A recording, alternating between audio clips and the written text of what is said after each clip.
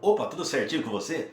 Canal Arqueólogo Musical, só sobre curiosidades do passado, curiosidades musicais do passado. E quem fala aqui é o Basílio. Se gostar, peço que possa se inscrever, dar uma força pro canal e compartilhar, te agradeço muito. E o que que acontece? Antes de eu falar sobre o convidado do vídeo de hoje, vou falar que nesse vídeo é um bate-papo sobre músicas do passado. Aí tem gente que fala assim, nos comentários, né? Ah, mas você fala da música, mas você não toca um trecho, você não toca a música. É que muitas vezes tem problemas com direitos autorais. Eu fiz recentemente um dos Beatles aqui, eu tenho um compacto bem original da época mesmo, de 64. Eu toquei duas faixas que eu gosto bastante. Lembrando que essas músicas são de 63, um ano antes, que saiu no Please Please no álbum, né? Tudo facilmente encontrado no YouTube, claro. Mas o que que acontece? O compacto original, duas músicas que eu destaquei que não fizeram sucesso dos Beatles e que eu acho muito interessante. Então eu fiz um vídeo sobre isso, está aqui também. É só você procurar no meu canal aqui. A Taste of Honey e também There's a Place. Mas enfim, por que que eu tô falando isso? Porque tem muita gente que fala, você fala, mas você não toca música. Mas às vezes eu toco um trechinho, mas aí tem problemas com direitos autorais e tal. Tá ok? Então eu tô explicando por causa disso. Muito bem, hoje falando sobre o convidado de hoje no canal aqui Arqueólogo Musical, curiosidades musicais do passado. Vamos lá. Simon and Garfunkel. Quinto álbum deles, o mais vendido, sem dúvida nenhuma, dos discos deles, o de maior sucesso e ao mesmo tempo o fim da dupla. Olha só que curioso, que fato curioso. No auge do sucesso, a dupla decidiu cada um seguir seu caminho. Vamos lá com um detalhe curioso.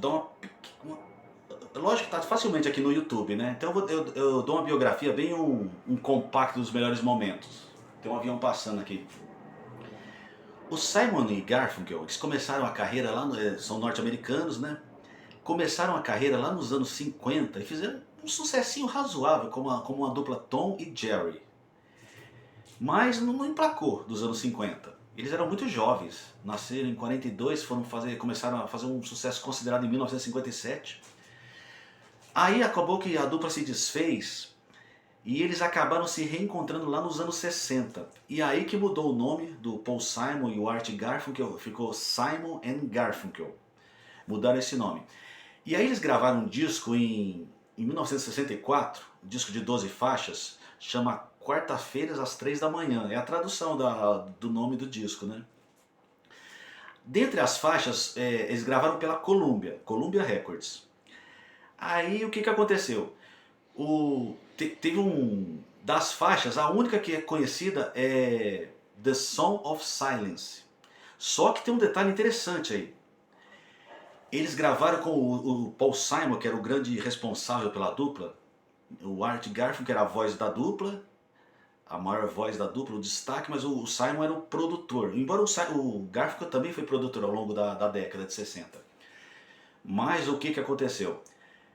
Nesse disco de 64 precisamente, eles foram pro folk, que é um estilo assim popular, mais ou menos caipira do gênero deles lá, né? Tem uma diferença, o country já é mais abrangente, pelo que eu ouvi dizer, né? E aí gravaram um disco com 12 faixas, esse disco quarta-feira, 3 da manhã. Inclusive essa daí é uma das faixas do disco. Aí o que que aconteceu?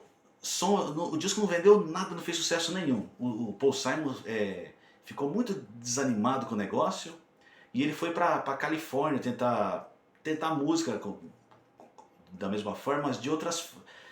não da mesma forma, aliás. Tentar música, mas de uma outra maneira. Eles viram que a carreira deles não ia emplacar. Porém, aconteceu um fato muito interessante que a Columbia Records fez pro Paul Simon, que ele tem que agradecer pro resto da vida dele. Que foi o quê? Quando eles deixaram o disco lá, isso foi em 64, mais ou menos um ano depois, acho que menos que isso, um dos diretores da Columbia Records, lembrando que a Columbia Records foi uma produtora de filme desde os anos 20 lá nos Estados Unidos, depois foi para setor fonográfico nos anos 40, setor de discos. E sempre foi forte pra caramba a Columbia, nos anos 40, 50, 60 eu já diria que não era tão forte como foi em outros tempos. Mas enfim, um dos diretores lá da Columbia gostou de Song of Silence, faixa do primeiro disco deles.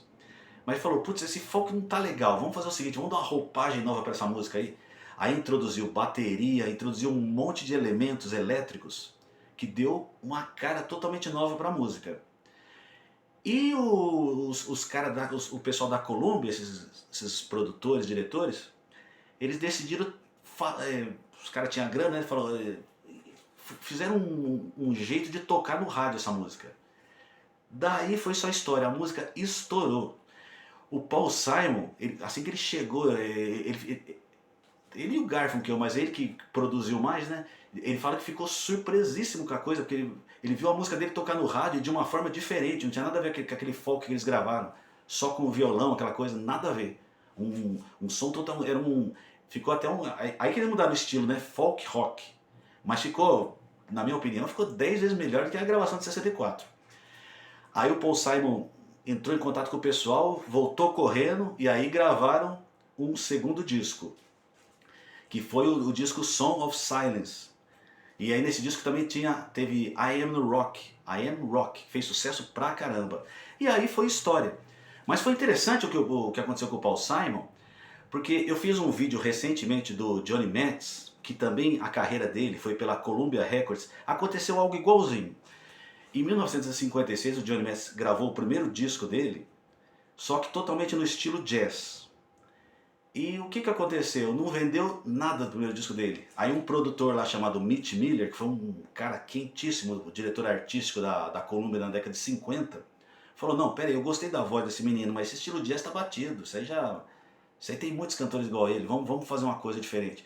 Aí fez aquele estilo romântico dele. E aí a partir de então ele estourou já entre 56 e 57. E a carreira do Johnny Metz deslanchou. Aconteceu um fato semelhante com o Paul Simon e o Garfunkel aqui. E detalhe, né, a pessoa não gosta que mexe na obra dela, que não mexe na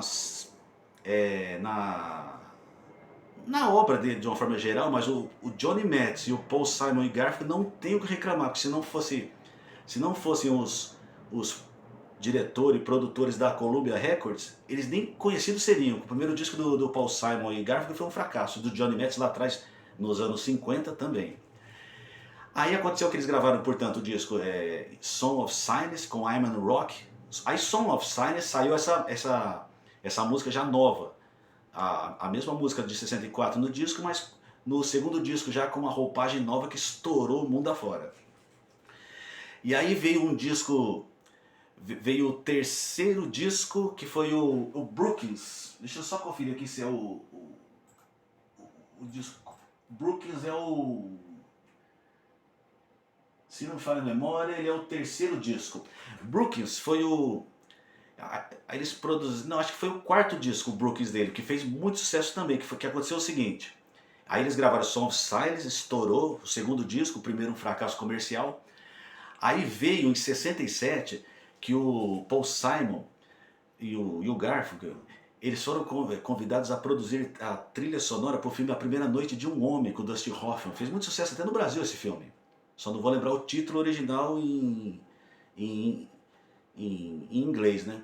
Foi em 67 isso, aí gravaram o Mr. Robinson, que saiu no disco Brookings. Fez muito sucesso mesmo essa música. Então a carreira deles foi ao auge. Mas havia muitos desentendimentos por questão artística, uma série de coisas entre o Simon e Garfunkel.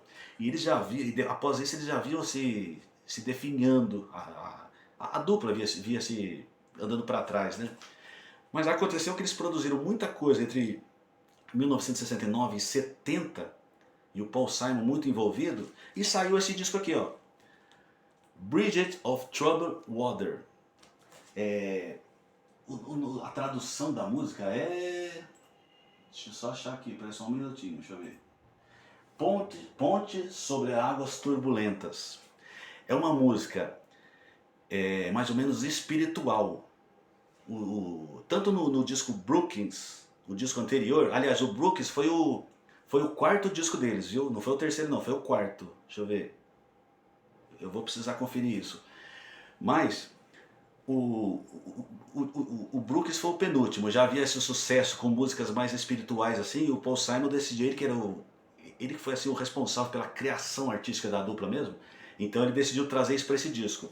E duas faixas se destacam muito nesse aqui. Só que esse aqui é uma versão nacional e não saiu, curiosamente, uma música que foi um dos maiores sucessos deles em 1970. Que foi gravada em 69, mas saiu no disco em 70, The Boxer. Essa música é uma mistura de passagens bíblicas com o Paul Simon. Falou que na época ele estava sendo criticado por algumas coisas e ele estava afetado com aquilo, então ele colocou nessa música. Tem também O Condor Passa, que é tem um arranjo todo diferente. Essa música é maravilhosa. Tocava muito antigamente nos rádios AMs aqui de São Paulo. E O Condor Passa, o Paul Simon, quando gravou essa música, aconteceu um detalhe interessante. Ele foi gravado ainda em 69. É uma música peruana e o Paul Simon pensou que era uma música daqueles negócios de, como é que chama? Que todos podem gravar, direito público. Tem até um nome certo para isso. Ele achou que essa música, como era muito antiga na cultura peruana, é o Condor Passa, ele achou que não tinha que pagar direitos autorais. Mas aí apareceu um rapaz que provou que foi o pai dele que compôs a música em 1913, é peruano, portanto, lá no Peru, né? E o Paul Simon teve que pagar direitos autorais para esse rapaz. Mas o fato é que ele ganhou muito com essa música, né? É o Condor Passa. Músicas espirituais, músicas leves. E Bridge of Troubled Water foi gravada, lembrando que ela foi gravada pelo Elvis. O Elvis, que escutava essa música, ele chorava. Ele gostava muito dessa música. E até o Frank Sinatra gravou a música do Paul Simon e Garfunkel, que foi, se não me falha a memória, foi Mr. Robinson, gravou no disco My Way do Frank Sinatra. Então, uma dupla que foi muito admirada. E detalhe, ele seguiu nesse disco aqui, já no disco anterior, Brookings, seguiu estilos assim, ó, soul, pop, rock, o forte deles, folk, né? Misturou um monte de elementos até do gospel. E nessa faixa principal, Bridge Over Troubled Water, que é difícil falar, a introdução, olha só que curioso, a introdução, o piano, o Paul Simon trouxe uma turma da... E é curioso, a parte instrumental foi gravada num estúdio, a parte cantada em outro. O Paul Simon pediu pro Garfunkel cantar sozinho essa música, não foi em dupla. E ao mesmo tempo, como eu disse, né, que eles gravaram em um estúdio, o outro ficou para a parte instrumental. Nessa parte instrumental, o Paul Simon trouxe o pessoal do Wrecking Crew. Esse grupo foi criado, na época não existia. O que é esse grupo? Esse grupo foi foi um grupo de estúdio, músicos de altíssima capacidade, que era... Por quê? Porque na época o uso dos estúdios, a gravadora, eram caros, então eles queriam músicos que não erravam. Então essa turma desse Wrecking Crew já era uma turma habilitada com isso. Tinha uma mulher também, Carol, que era baixista. Eles eram convidados para tudo que eles... Às vezes eles faziam também turnês com o pessoal, mas o forte deles era em estúdio. E foi depois, muitos anos depois, que o baterista principal desse grupo, o Wrecking Crew, Hal Blaine, ele que trouxe esse nome para o grupo. O grupo sempre existiu desde os anos 60, mas foi só muitos anos depois que saiu o nome do grupo, propriamente. E o Paul Simon trouxe esse pessoal para gravar esse disco aqui, ó. E na introdução, que ele quis colocar um elemento religioso em Bridge of Troubled Water. Ele quis assim, uma coisa de igreja, que eu acho lindíssimo, o piano. Aí olha só que ele trouxe pro piano. Esse cara aqui, ó. Larry Netchell, do Brad, que ele era músico de estúdio. Isso aqui é um discão do Brad, ó. O Larry Netchell era um músico de estúdio e também foi membro da banda Brad, norte-americana. Tem um vídeo aqui também sobre o Brad, se você quiser ver. Então o Larry Netchell tocou o piano inicial de Bridge of Troubled Water. Eu acho que é a música mais bonita do Simon e Garfunkel, mas eles têm um repertório muito bom. Em The Boxer eles fizeram uma bateria, eles fizeram um elemento a mais na bateria, até que ele fala lá, lá, lá, aí dá uma bateria forte. Fizeram um elemento de estúdio assim, muito legal na bateria. Só você ler facilmente aqui na internet que tem também. Curiosamente, como eu acho que eu citei, né, nesse disco aqui não saiu The Boxer, mas isso aqui é uma versão nacional. O original tem The Boxer, O Condor Passa, Cecília, tem, claro, a música título. E tem também deles aqui, ó, Bye Bye Love dos Everly Brothers. O Paul Simon era um fã deles e gravou Bye Bye Love aqui nesse disco também. Então, ó, facilmente todas as faixas tem aqui no YouTube. Eu espero que você tenha gostado desse vídeo. E para finalizar, depois do... Como eu citei no comecinho do vídeo, né? O disco que mais vendeu, que projetou eles, recebeu o prêmio Grammy, trocentos prêmios, foi sucesso em inúmeros países, e mesmo assim a dupla decidiu cada um seguir sua vida. O Art Garfunkel tinha um pé na carreira de ator que seguiu isso também, não foi tão bem sucedido mas fez. Até em 69 ele já fez um filme também, The Catch, se não me falha a memória, é sobre guerra. E aí ele seguiu a carreira dele e o Paul Simon também. O Art Garfunkel também fez uma parceria, ele tem uma música muito bacana nesse disco com esse cara aqui, ó, que eu também tenho um vídeo aqui no YouTube, ó. Stephen Bishop. Só teve duas músicas, esse disco aqui é maravilhoso. Tem parceria do Art Garfunkel com esse disco aqui, ó, de 76. O Stephen Bishop no Brasil só teve On and On e It Might Be You, que foram as músicas dele que mais tocaram aqui no Brasil, né?